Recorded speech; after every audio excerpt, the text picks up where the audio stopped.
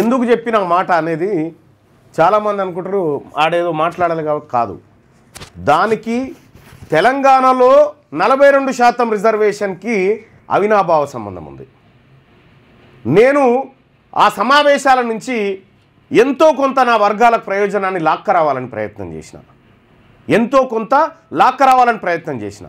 అంతకంటే ముందు తెలంగాణ రాష్ట్రంలో కులగణన జరిగింది. ఈ బంధు దాకా వస్తాయిగా. తీన్మార్ మల్లన్న ఏం చేసిండు,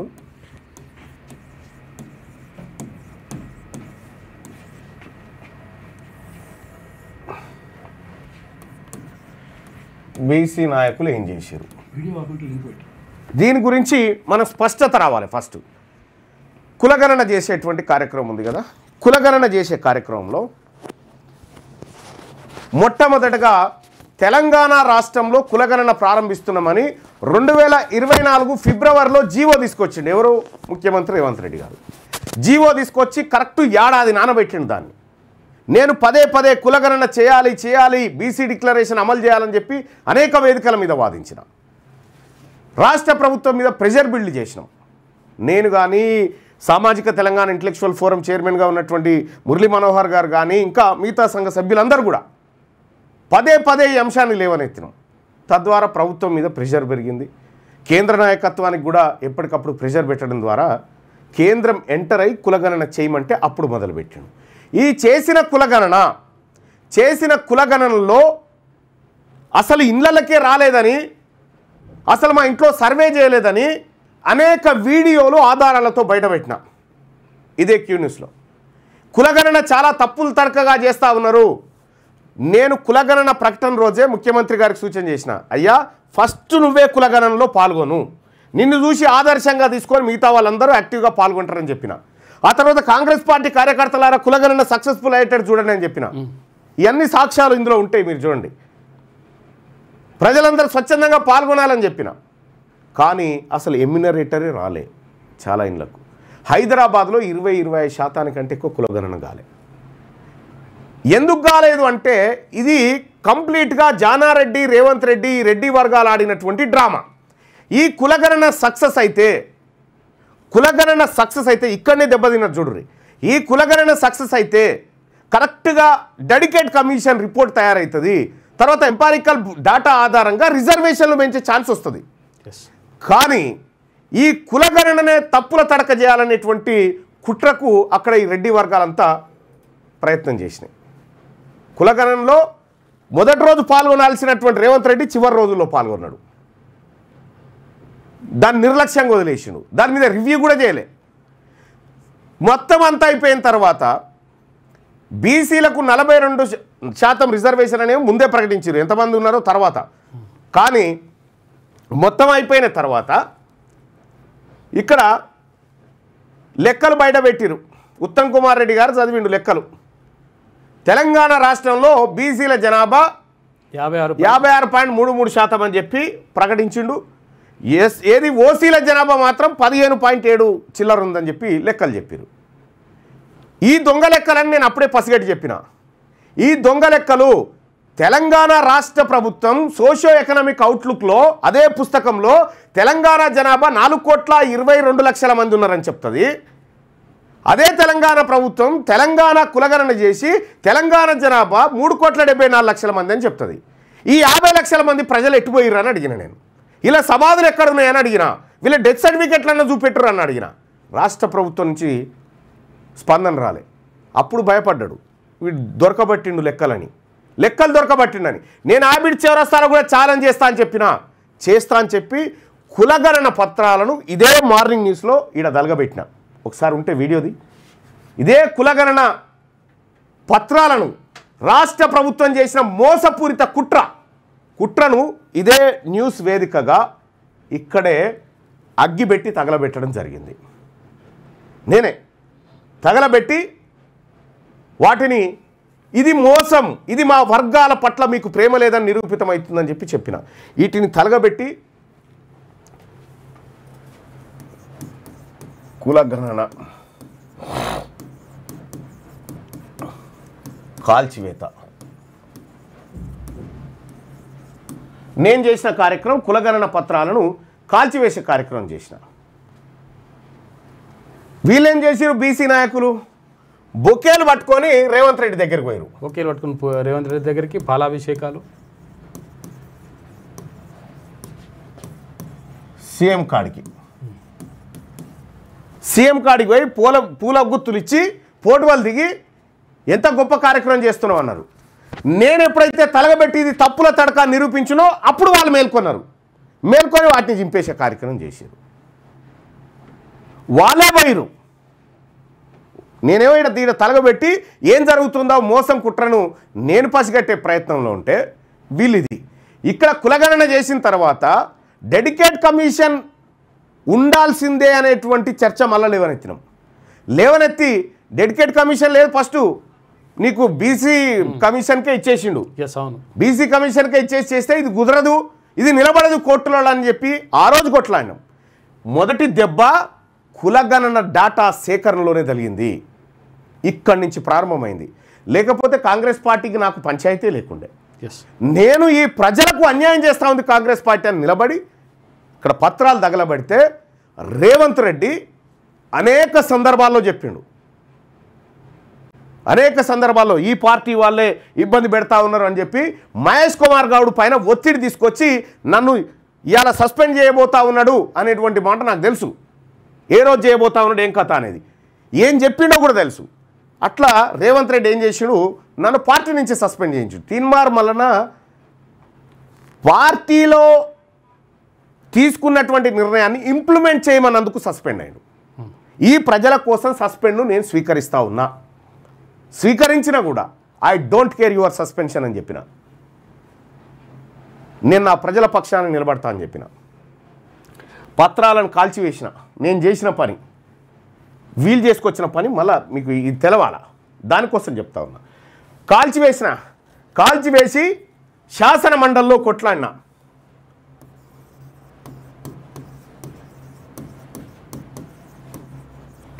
సస్పెన్షన్ తీర్మానం వలన సస్పెన్షన్ పార్టీ నుంచి.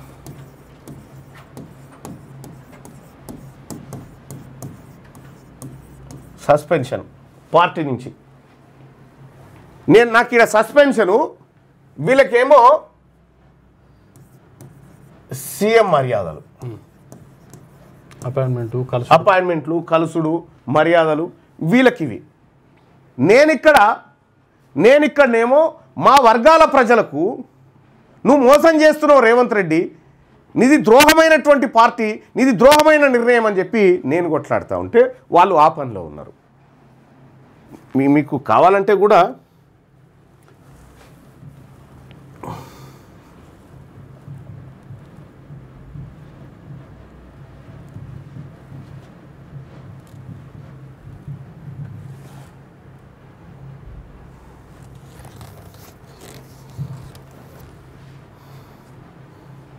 ఇగో చూడండి, పుష్పగుచ్చాలు ఇచ్చుకున్నారు. మీరు చూడండి, పుష్పగుచ్చాలు ఇచ్చుకున్నారు.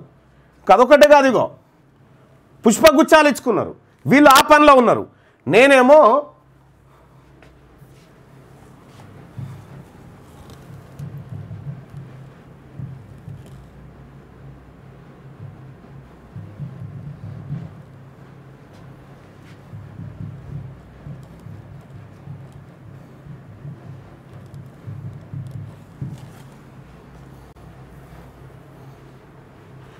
నాది తప్పైతే నువ్వు సర్వే ఎందుకు చేశావు, కులగణన ఫేకు, నేను చేసిన పోరాటాలు చూడండి.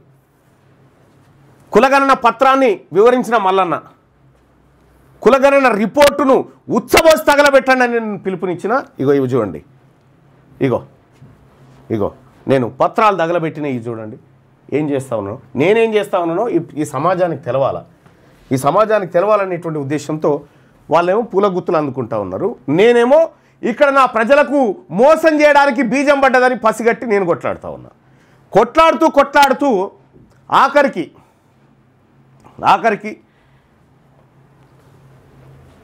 దీని తర్వాత ఏం చేశారు, అసెంబ్లీలో బిల్లు పెట్టిరు. ఏమని? ఆర్డినెన్స్ కాదు, అసెంబ్లీలో ఆర్డినెన్స్ తీసుకొచ్చారు ఫస్ట్. ఆ తర్వాత బిల్. ఆర్డినెన్స్ తీసుకొచ్చారు దీని మీద, ఆర్డినెన్స్ జారీ. దీంతో అయిపోయినట్టుగా. ఇక్కడ కులగణన చేయంగానే వీళ్ళంతా పాలాభిషేకాలు జిందాబాదులు కొట్టిరు. ఇక్కడ ఆర్డినెన్స్ జారీ అయింది. ఏది? బీసీలకు 42% రిజర్వేషన్ల విషయంలో ఆర్డినెన్స్ జారీ చేసిరు. ఆర్డినెన్స్ను గవర్నర్కి పంపగానే మళ్ళా పాలాభిషేకాలు చేసిరు. పాలాభిషేకాలు, బుక్క గులాలు చల్లుకున్నారు. పాలాభిషేకాలు, మాదే విజయం, డాన్సులు ఇవన్నీ చేసిరు. నేనేం చేసిన ఇది మోసం, దీనివల్ల కాదు, దీని ద్వారా రాదు అని చెప్పి బల్ల గుద్ది వాదించిన. ఆ తర్వాత అసెంబ్లీలో బిల్లు పెట్టిరు. అసెంబ్లీలో బిల్లు పెడితే అన్ని పార్టీ నేనేం మాట్లాడినో ఆ అసెంబ్లీలో ఇగో చూడండి, ఆడబెట్టు. మీడియాలో వాళ్ళే, ఎడ్యుకేషన్ డిపార్ట్మెంట్ వాళ్ళే, పాలిటిక్స్ వాళ్ళే, సినిమా వాళ్ళే, ఐపీఎల్ వాళ్ళే, కాంట్రాక్టర్లు వాళ్ళే, ఫార్మా ఇండస్ట్రీ వాళ్ళదే, భారీ పరిశ్రమలు వాళ్ళవే, రియల్ ఎస్టేట్ వాళ్ళవే. మేము ఏడున్నాం సార్. ఇంకా మా బీసీలకు కంట్రోల్ బియ్యం, ఇందిరం మిల్లు, 2000 పింఛన్, ఆరోగ్యశ్రీ కార్డు, సస్తే రైతు బీమా. ఈ రాజ్యాంగం మాకు చెప్తా ఉంది, మిమ్మల్ని పైకి తీసుకొస్తామని చెప్తా ఉన్నది. ఈ బిల్లు ద్వారా పోయి 42% రిజర్వేషన్ వస్తుందా అధ్యక్ష? గుండె మీద చేసుకొని చెప్పమని ఇక్కడ ఉన్న వాళ్ళని. ఇది సాధ్యమయ్యేదేనా? ఎంతవరకు సాధ్యం అని చెప్పడం ఒకసారి ఆలోచన చేయండి అధ్యక్ష. ఇది ప్రజలను మభ్యపెట్టడానికి కాకపోతే దేనికోసం అధ్యక్ష? ఇది రాజకీయాల కోసం కాదా? అందుకే ఈ వేదిక నేను చెప్తా ఉన్నా అధ్యక్ష, ఈ వాటాల ద్వారానో ఈ కోటాల ద్వారానో కాదు అధ్యక్ష, ఈ తెలంగాణ రాష్ట్రంలో, ఈ దేశంలో బీసీలు అధికారంలోకి వచ్చినప్పుడే వాళ్ళ బతుకులు మారుతాయని తమ ద్వారా తెలియజేసుకుంటూ చూసిరా ప్రజలారా. ఆ బిల్లు సందర్భంగా నేను మాట్లాడిన మాటలు మీ గుండెల మీద చేసుకో చెప్పండి. ఈ బిల్లుతో మాకు 42% రిజర్వేషన్ వస్తుందా? మమ్మల్ని మోసం చేయడానికి, మా ప్రజల్ని మభ్యపెట్టడానికి, మా జీవితాలతో ఆడుకోవడానికి మీరు డ్రామా ఆడుతున్నారని బల్ల గుద్ది చెప్పినది. అది చెప్పి కూడా 6 నెలలు అయితే ఉంది. ఆ మాట మండలిలో బల్ల గుద్ది చెప్పిన మాట. ప్రజలారా, ఆ రోజు నేను చెప్పింది ఈరోజు ఏమన్నా తప్పిందా? ఆ రోజు నేను చెప్పింది ఈరోజు ఏమన్నా తప్పిందా? మీ కామెంట్ రూపంలో తెలియజేయండి. తీన్మార్ మల్లన్న మండల్లో చెప్పింది ఏమన్నా తప్పిందా? ఎంత మోసం, ఎంత దగ, ఎంత కుట్ర. ఈ కుట్రల్ని నేను పసిగడుతున్నా అని, ఆడ కూర్చొని ప్రభుత్వం చేసే మోసాలను పసిగడుతున్నా అని చెప్పి తీన్మార్ మల్లన్నని పార్టీని సస్పెండ్ చేస్తే తీన్మార్ మల్లన్న ఏకాకైతాడు. తీన్మార్ మల్లన్నని ఇక ఫుట్బాల్ ఆడుకోవచ్చు అనుకోండు. నేను ఫుట్బాల్ ఆడడంలో భాగం రాలే, నేనే ఫుట్బాల్ ఆడడానికి వచ్చిన. నేను ఏది చెప్పినా అది కరెక్ట్ అయింది, ఏది కూడా తప్పుడు కాలే. ఇప్పటి వరకు చెప్తా ఉన్నా. రేపేం జరగబోతుందో కూడా చెప్తా కాసేపట్లో. సీఎం లింక్ పెట్టది, ముగ్గురు పిల్లలు 100% అదే జరిగింది. లింక్ పెట్టు, ఓన్లీ సీఎంది ముగ్గురు పిల్లలు లింక్ ఇక్కడ జరిగింది. అది నేను అసెంబ్లీలో బిల్లు పెడితే నేను గంట సేపు మాట్లాడి బల్ల గుద్ది వాదించి దీని ద్వారా రాదు, ఇది మోసం చేయడము, ఇది రాజకీయాల కోసం అని చెప్పిన ఈడ బిల్లు పాస్ అయింది. ఇక ఈ బిల్లు అయింది.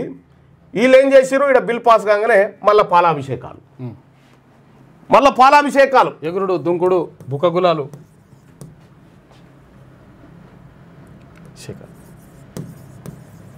పాలాభిషేకాలు చేసారు. మళ్ళా వీళ్ళేమో పాలాభిషేకాలు ఉన్నారు, నేనేమో జరుగుతున్న మోసాన్ని పసిగట్టి కాడ నేనున్నా. ఇక్కడ బిల్లు నేను మాట్లాడి వెళ్ళిపోయిన తర్వాత ఈ బీసీ బిల్లు మీద ఓటింగ్ జరిగింది.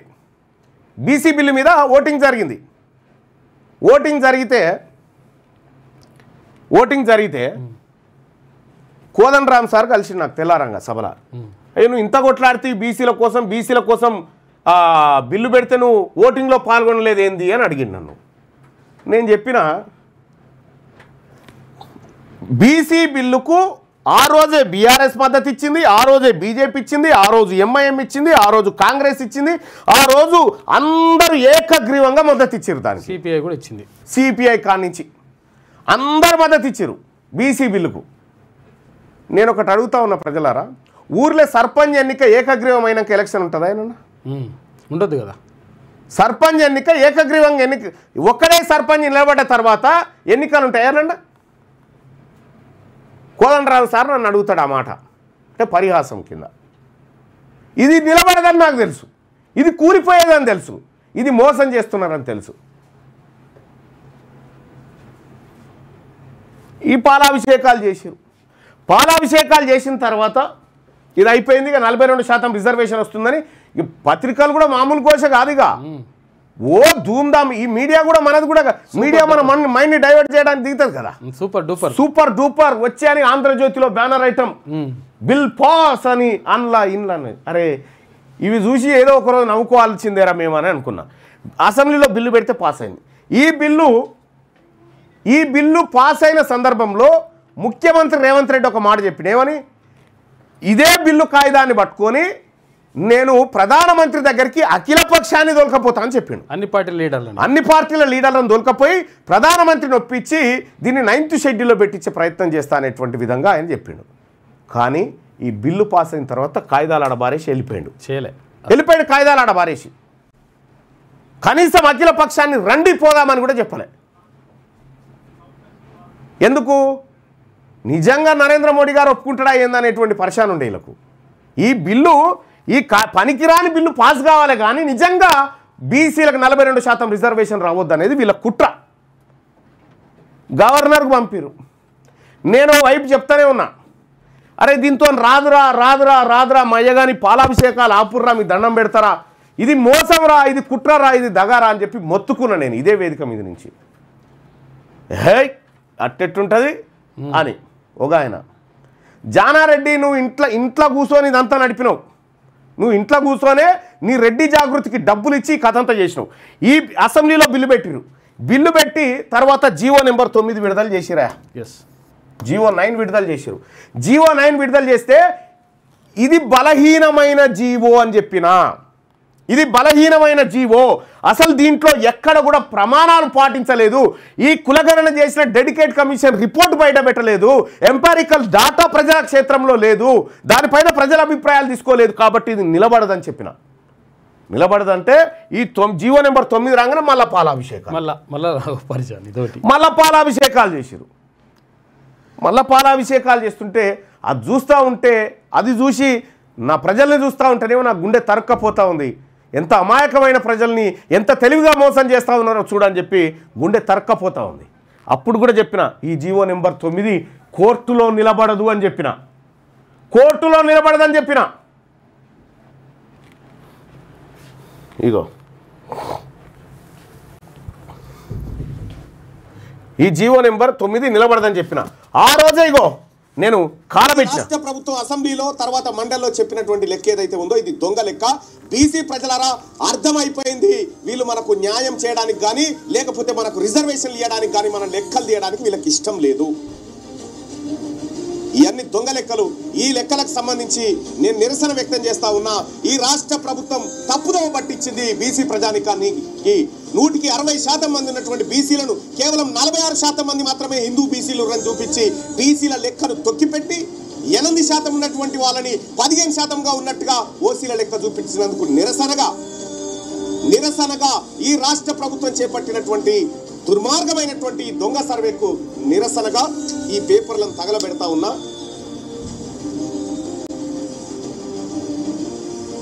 ఇవి బీసీ ప్రజలను మోసం చేసినటువంటి నివేదిక ఏదైతే ఉందో ఈ చట్టం, ఇది రాష్ట్ర ప్రభుత్వం అసెంబ్లీలో.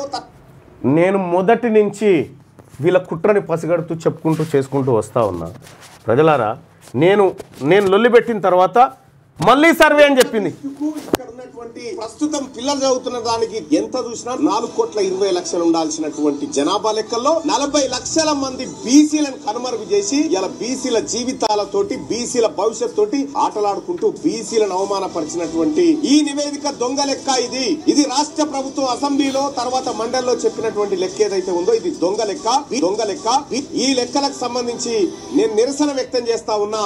ఈ రాష్ట్ర ప్రభుత్వం తప్పుదోవ పట్టించింది బీసీ ప్రజానికాన్ని. 160% మంది ఉన్నటువంటి బీసీలను కేవలం 46% మంది మాత్రమే హిందూ బీసీలు అని చూపించి బీసీల లెక్కను తొక్కిపెట్టి 8% ఉన్నటువంటి వాళ్ళని 15%గా ఉన్నట్టుగా ఓసీల లెక్క చూపించినందుకు నిరసనగా దుర్మార్గమైనటువంటి దొంగ సర్వేకు నిరసనగా ఈ పేపర్లను తగలబెడతా ఉన్నా. బీసీ ప్రజలను మోసం చేసినటువంటి నివేదిక ఏదైతే ఉందో ఈ చట్టసభలో తగలబెడతా ఉన్నాం. ఇవాళ రాష్ట్ర ప్రభుత్వం మరొకసారి ఎన్యూమరేషన్ చేయించుకోవడానికి లెఫ్ట్ ఓవర్ ఫ్యామిలీస్ కి మళ్ళా కులగణన చేస్తామని మళ్ళా డ్రామా ఆడి మళ్ళా క్లోజ్ చేసారు. సో ప్రజలారా ఇక్కడ నేను క్లియర్గా జీవో నెంబర్ 9 నేను చెప్పిందేమో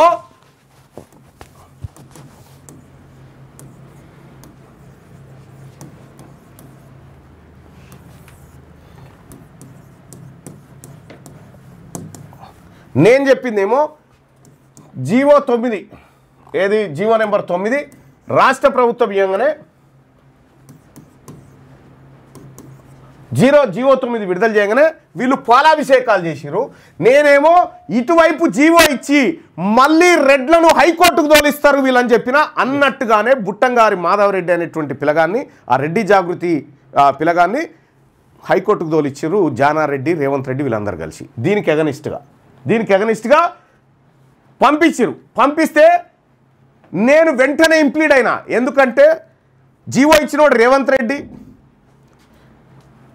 ఈ జీవోకు ఎగనిస్ట్గా కోర్టుకు పోయినటువంటి వ్యక్తి బుట్టంగారి మాధవరెడ్డి, ఆ తర్వాత ఈ జీవో నిలబడాలని వాదించేటాయనేమో సుదర్శన్ రెడ్డి, ఈ జీవో వద్దు అని వాదించేటాయనేమో మయూర్ రెడ్డి, వినటాయన్నేమో జడ్జి గారు ఇంకో రెడ్డి.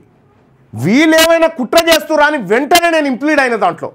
నేను ఒక్కరిని ఇంప్లీడ్ అయిన తర్వాత 70 మంది ఇంప్లీడ్ అయ్యారు. మళ్ళా 70 మంది ఇంప్లీడ్ అయ్యి ఈ జీవోను హైకోర్టులో 2 రోజుల పాటు జరిగితే హైకోర్టు బయట కూడా చెప్పిన, హైకోర్టులో విచారణ తర్వాత జడ్జిమెంట్ రాకముందుకే బయటకు వచ్చి చెప్పిన ఇది మోసం, దగా, కుట్ర, ఇది నయవంచన, ఇది నిలబడదు, ఇది నిలబడేది కాదు. ముఖ్యమంత్రి రేవంత్ రెడ్డి బేషరతుగా రాజీనామా చేయాలి ఈ తప్పుడు జీవోల ద్వారా మమ్మల్ని మభ్యపెడుతున్నందుకు అని చెప్పిన హైకోర్టు బయట కూడా ఉంటుంది. చూడండి మీడియాలో నేను మాట్లాడిన మాట ఏమైంది హైకోర్టులో.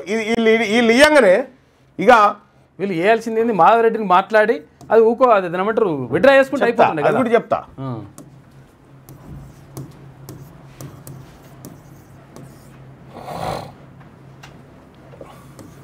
హైకోర్టు స్టే ఇచ్చేసింది జీవో నెంబర్ 9. అప్పుడు వీళ్ళు ఏమంటారు, అప్పుడు ఈ సంఘాలలో ఉన్నటువంటి వ్యక్తులు కొంతమంది ఇక్కడ ఆర్ కృష్ణయ్య గారు ఉన్నారు.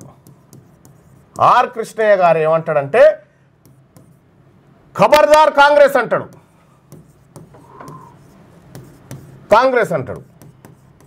ఇక్కడ శ్రీనివాస్ గౌడ్ గారు ఏమంటాడు, ఖబర్దార్ బీజేపీ అంటాడు.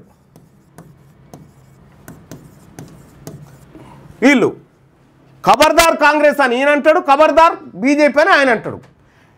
రేవంత్ రెడ్డి మంచిగానే ప్రయత్నం చేసిందని ఈయన అంటాడు, ఈయననేమో జీవో నా వల్లనే వచ్చిందని ఈయన చెప్తాడు. బాగా అర్థం చేసుకోండి. ఇక్కడ స్టే వచ్చింది. ఇక్కడ స్టే వస్తే సుప్రీంకోర్టు కురికినాం. కనీసం కాపాడుకోవడానికి ఏమైనా ఛాన్స్ ఉందేమో అని నానా ప్రయత్నాలు చేసినందుకు సుప్రీంకోర్టు కురికినాం. సుప్రీంకోర్టులో కూడా ఇంప్లీట్ కావాలని పైన అన్నీ రెడీ చేసుకున్నాం. ఆ టైంకి సుప్రీంకోర్టులో కూడా నీ హైకోర్టులో విచారణ జరుగుతూ ఉంది కదా, నువ్వు ఆడికే పో అంటే హైకోర్టు స్టే ఇచ్చింది. మళ్ళీ సుప్రీంకోర్టుకు పోతే మళ్ళీ నువ్వు ఆడికే పో అని చెప్పేసింది. ఇప్పుడు ఇక్కడ ఈ కుట్ర, ఈ బీసీలకు సంబంధించినటువంటి 42% కుట్ర, అసలు కుట్రదారులు ఎవరు ఈడ తేలాలి.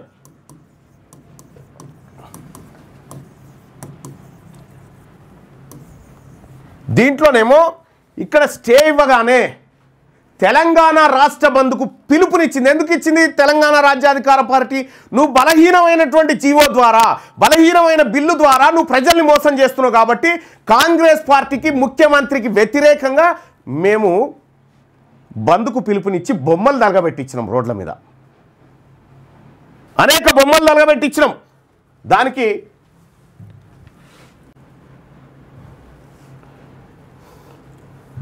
ఇదో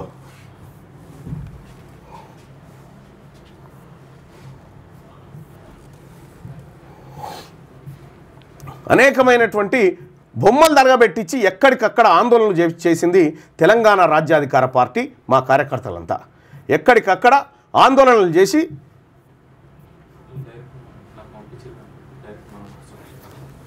ఇప్పుడా మొన్నటిదా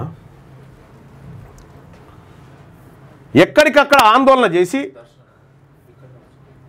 ఎక్కడ ఎక్కడికక్కడ ఆందోళన చేసి మేమేమో బొమ్మలు నలగబెట్టి ఇగో నిరసనలు వ్యక్తం చేసి ఎక్కడికక్కడ రోడ్ల మీద మా కార్యకర్తలు మేమందరం కూర్చొని ఇగో అరెస్ట్ చేసి పోలీస్ స్టేషన్లలో పడితే ఇగో మా ప్రజలంతా రోడ్డు మీదకి ఎక్కి కార్యకర్తలంతా రేవంత్ రెడ్డి దిష్టి బొమ్మలు నలగబెట్టి ఎక్కడికక్కడ మేము నిరసన చేసినాం. ఎందుకు?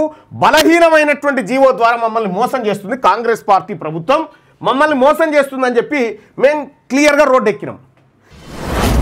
మీ వ్యాపారం అభివృద్ధి కావాలని కోరుకుంటున్నారా? అయితే వెంటనే క్యూనస్ని సంప్రదించండి. Schools, colleges, banks, shops, office promotions, land promotions, political promotions, restaurant promotions, hospital promotions, పుట్టినరోజు వేడుకలు, శుభకార్యాలు, వ్యాపారాలు ఏవైనా, సందర్భం ఏదైనా ఇప్పుడే క్యూనస్ ద్వారా తెలియజేయండి. మీ వ్యాపారాన్ని అభివృద్ధి చేసుకోండి.